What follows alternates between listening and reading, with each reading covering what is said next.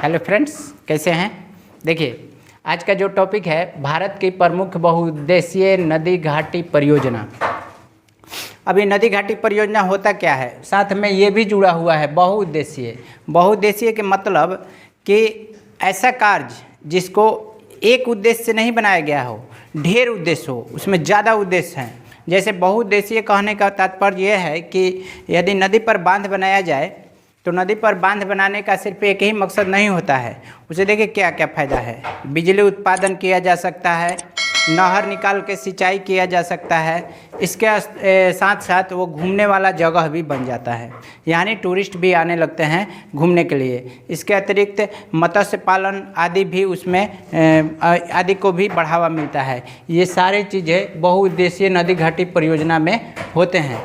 तो आज हम लोग पढ़ेंगे कि भारत में जितने भी मुख्य बहुउद्देशीय परियोजनाएं हैं उन सब के बारे में। आप यहाँ पर ये समझिए कि मैं कैसे पढ़ा रहा हूँ। ये देखिए कि यहाँ पर है परियोजना का नाम और लाभान्वित राज्य, यानी किस किस राज्य को किस परियोजना से लाभ हो रहा है या फिर किस राज्य में स्थित है। तो पहला जो है भाखड़ा नांगल परियोजना पंजाब, हरियाणा, हिमाचल प्रदेश और राजस्थान, ये 4 राज्य को लाभ पहुंचाता है भाखड़ा नांगल परियोजना। और किस नदी पर है तो सतलज नदी पर है। उसी प्रकार दूसरा है दामोदर घाटी परियोजना, यह है पश्चिम बंगाल और झारखंड को लाभ पहुंचाता है और दामोदर नदी पर स्थित है। इसके अतिरिक्त अब आप इस जिस परियोजनाओं का फोटो देखते चलिए और सुनते चलिए। हम आपको पारी पारी से बताते चल रहे हैं कि कौन सी परियोजना किस नदी पर किस राज्य में। ठीक, दामोदर नदी घाटी परियोजना ये दामोदर नदी पर है, झारखंड पश्चिम बंगाल इससे लाभान्वित होते हैं। अगला है ब्यास परियोजना, ब्यास नदी पर राजस्थान, पंजाब, हरियाणा, हिमाचल प्रदेश इतने राज्य इससे लाभान्वित होते हैं। अगला है हीराकुंड बांध परियोजना, ये महानदी पर है, उड़ीसा। आप स्क्रीन पर देख पा रहे होंगे इन सब का फोटो। अगला है चंबल परियोजना, ये चंबल नदी पर है, राजस्थान तथा मध्य प्रदेश इससे लाभान्वित राज्य हैं। अगला है तुंगभद्रा परियोजना, ये तुंगभद्रा नदी पर है, तेलंगाना तथा कर्नाटक राज्य इससे लाभान्वित होते हैं, यानी लाभ मिलता है। अगला है नागार्जुन सागर परियोजना, ये कृष्णा नदी पर स्थित है और ये आंध्र प्रदेश तथा तेलंगाना राज्य को लाभ देता है। अगला है कोसी परियोजना, ये कोसी नदी पर है, इससे तो आप परिचित होंगे। ये बिहार तथा नेपाल, यानी नेपाल तथा बिहार भारत के सहयोग से, नेपाल तथा भारत के सहयोग से बना यह परियोजना बिहार तथा नेपाल को लाभान्वित करता है। इसका नाम है कोसी परियोजना, ये कोसी नदी पर है, इसे बिहार का शोक भी कहते हैं।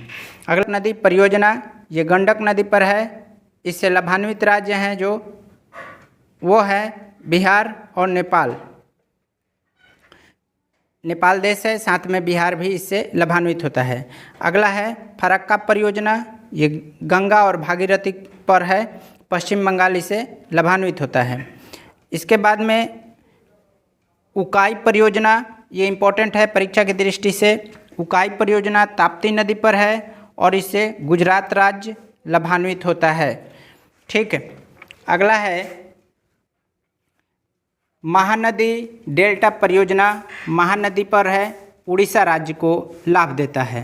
रिहंद परियोजना, रिहंद नदी उत्तर प्रदेश। ठीक, इतना समझ गए आप। उसके बाद अगला हम बताते हैं आपको दुर्गा बैराज परियोजना, ये दामोदर नदी पर है, पश्चिम बंगाल तथा झारखंड राज्य इससे लाभान्वित होते हैं। इसके बाद में है, हम आपको सब वैसे वैसे बता रहे हैं जो कि परीक्षा के दृष्टि से महत्वपूर्ण है। अगला है सतलज परियोजना, ये चिनाब नदी पर स्थित है और इससे जम्मू कश्मीर राज्य लाभ ले पाता है। अगला है कोल डैम परियोजना, सतलज नदी पर, यह हिमाचल प्रदेश राज्य में स्थित है। इसके बाद आपका परीक्षा में पूछे जाने वाला जो है गंगा सागर परियोजना, ये चंबल नदी पर है, मध्य प्रदेश में। ठीक, इसके बाद है शरावती परियोजना, ये शरावती नदी पर है और कर्नाटक राज्य को लाभ पहुंचाता है। नर्मदा सागर परियोजना है नर्मदा नदी पर, मध्य प्रदेश तथा गुजरात राज्य इससे लाभान्वित होते हैं। ठीक, जितने भी महत्वपूर्ण परियोजनाएं थे हम इसमें चर्चा कर चुके हैं। आप उसे देख भी सकते हैं, याद भी कर सकते हैं। परीक्षा में पूछने लायक जितना था हमने आपको बता दिया। हमें उम्मीद है कि वीडियो आपको पसंद आया होगा। यदि आप चैनल पर नए हो तो प्लीज़ चैनल को सब्सक्राइब करें। वीडियो देखने के लिए धन्यवाद।